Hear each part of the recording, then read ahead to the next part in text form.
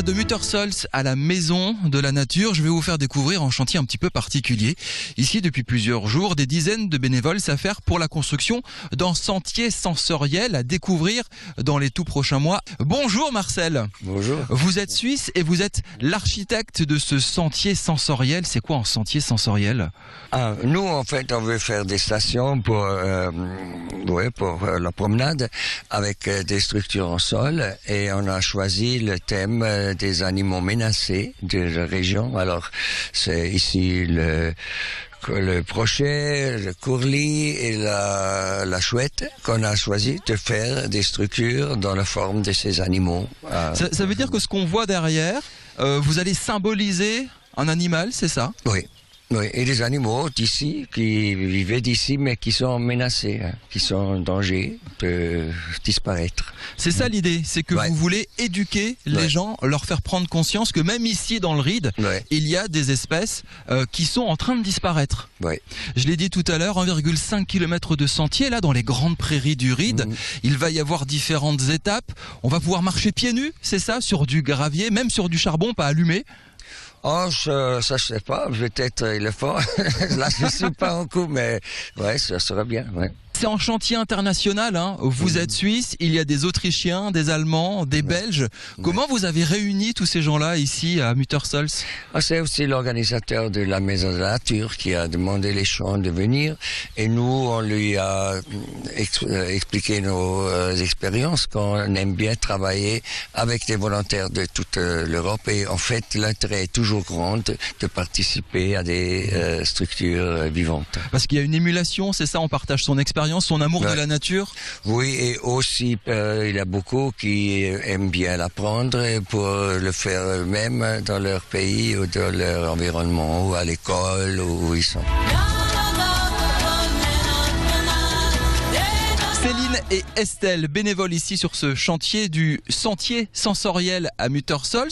Vous venez de Muttersols, vous venez d'Altkirch. Vous faites quoi ?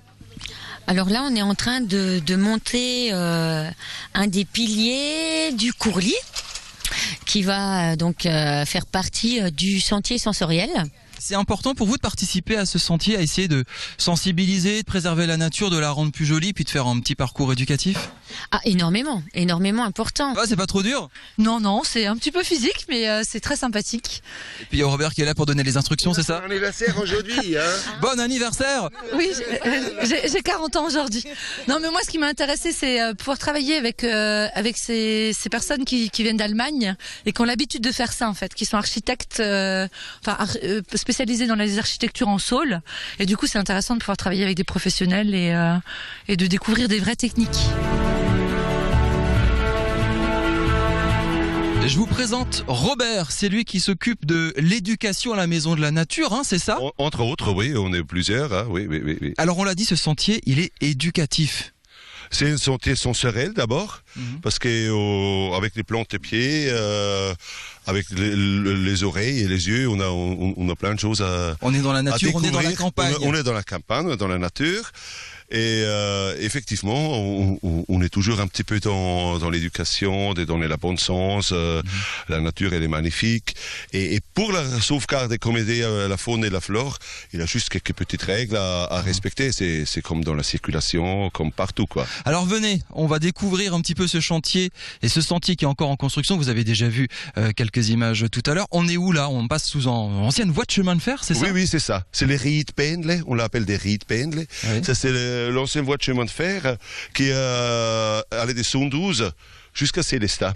On va aller là-bas. Qu'est-ce qu'on est en train de fabriquer là-bas ? Alors là, ça c'est une structure vivante. Et ici, on a le hibou. C'est le hibou. Le hibou est en voie de disparition dans le Ride ? Non, pas les hiboux. Les hiboux, il y en a, heureusement. Hein. Il y en a. Et ne pas confondre l'hibou avec la chouette. Hein. Il a des écrêtes, alors c'est un hibou. Hein. Il est quand même chouette. Hein. Il y a quand même des animaux en voie de disparition ici, c'est ce qu'on a dit tout à l'heure. Oui. Il y a une, c'est le courlis, le courlis cendré. Il faut vous imaginer la taille d'une poule, une petite poule avec une longue bec comme une pécasse. En Alsace, on appelle smotahune, la poule des prés. Alors, un truc que vous m'avez appris, excusez-moi, je suis pas jardinier, j'y connais rien, vous rigolerez certainement à la télé. C'est du sol, d'accord ? Et le sol, on peut couper les branches nettes, on les met dans de l'eau et ça repousse. Ça repousse, ouais, effectivement. On appelle ça des boutures.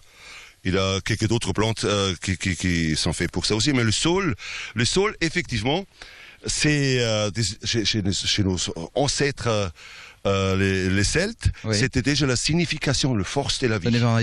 C'est la force de la vie. La force de la vie, parce qu'effectivement, vous les mettez dans la terre, ils demandent l'eau, hein, ça ils demandent. Hein, oui. Il faut bien l'arroser. Il y a des premiers ravicelles qui vont venir, il va ancrer, il peut s'en nourrir et il commence à pousser. Ça c'est formidable.